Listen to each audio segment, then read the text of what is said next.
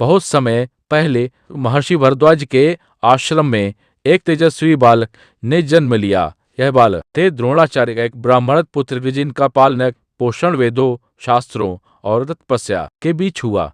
बचपन से ही उनके भीतर ज्ञान और अस्त्र शस्त्र की गहरी रुचि दिखाई देती थी। युवावस्था में द्रोणाचार्य ने कठोर तपस्या की और वन में रहकर धनुर्विद्या का गहन अभ्यास किया। उनका लक्ष्य केवल विद्या प्राप्त करना नहीं, बल्कि एक महान गुरु बनना था। उनकी साधना से वन भी दिव्य ऊर्जा से भर उठा। अपने ज्ञान और कौशल के साथ द्रोणाचार्य हस्तिनापुर पहुंचे। वहां भीष्म पितामह ने उनका आदर पूर्वक स्वागत किया। शीघ्र ही उन्हें राजकुमारों का गुरु नियुक्त किया और उनका जीवन एक नए अध्याय में प्रवेश कर लिया। द्रोणाचार्य ने पांडवों और कौरवों को समान भाव से शस्त्र और शास्त्र की शिक्षा दी। अनुशासन, परिश्रम और एकाग्रता उनके शिक्षण के मूल मंत्र थे। उनके आश्रम में हर शिष्य एक योद्धा बनने की राह पर था। एक दिन गुरु द्रोणाचार्य ने सभी शिष्यों की परीक्षा ली।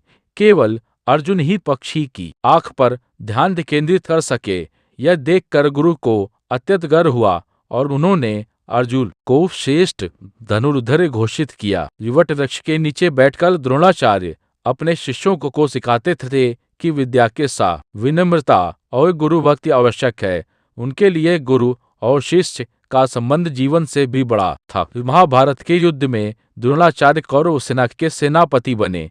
स्वर्ण कवच धारण किए वे रणभूमि में अपराजय प्रतीत होते थे। उनका धनुष ज्ञान और युद्ध कला का प्रतीक था। जब द्रोणाचार्य ने अपने पुत्र अश्वत्थामा के बारे में सुना तो उनका हृदय टूट गया।